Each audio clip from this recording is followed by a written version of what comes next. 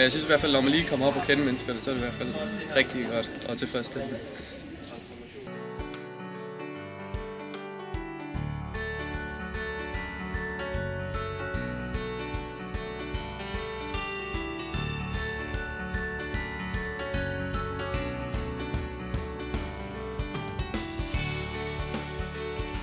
Fordi at det lå tæt på, hvor jeg bor, og fordi jeg har gået her før. Ja. Fordi jeg bor lige ved Rosenhøj. Det virker som en god skole, og der går mange forskellige mennesker, og det synes jeg, det er en god ting. Og ja, det er et godt niveau, synes jeg i hvert fald.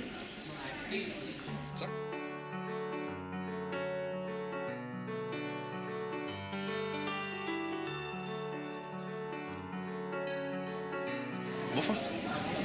Det ligger tæt på. Ja, det er tæt på, og jeg har hørt godt om gymnasiet. Min søster, de går her på godt, så de er gode. Altså, Det er godt gymnasiet. Der har været godt ud med de mennesker. Jeg har ikke hørt så meget om de andre gymnasier. Nej, altså, det der...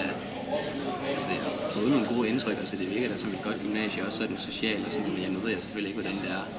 Der er plads til alle. Ja, der er plads til alle. Helt sikkert.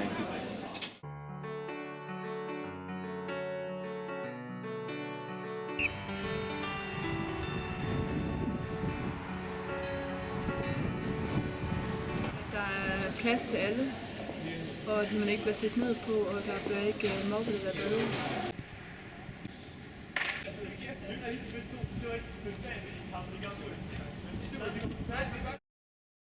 En af grundene, eller sådan den overordnede grund, tror jeg, er synlighed. Vi er simpelthen blevet synlige. Fysisk er vi blevet det på den måde, at man nu kan se skolen udefra.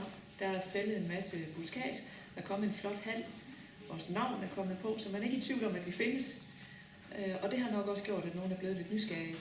Hvad er det nu for noget? Og så har de måske været inde til orienteringsaften, og så det, de har hørt, har de tænkt, det lyder spændende. Mit indtryk af eleverne er, at det er meget seriøse elever, som heldigvis også er engageret i andre ting end udelukkende fagene. Og vi kan se det på, at når vi har indkaldt til festudvalgsmøder, når der skulle laves nye festudvalg, når der skal laves nyt elevråd, så har man nærmest ikke kunne være i det klasselokale, man indkaldt til, fordi der mødte så mange op, der gerne vil være med. Så et enormt engagement. Det håber jeg også kommer til at vise sig i musicalen, fordi det er jo også noget, der er båret af elevkræfter.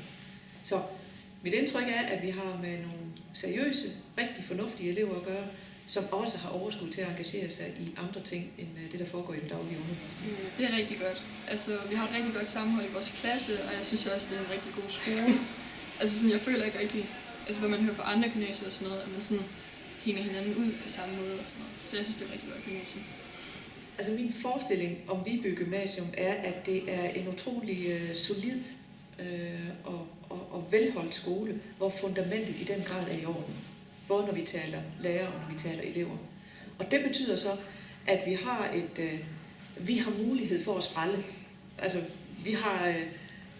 vi har mulighed for netop at bruge det, eleverne kommer med af overskud, til at få skabt noget i undervisningen og ved siden af undervisningen, som kan gøre de 2 eller 3 år, man har her, endnu sjovere.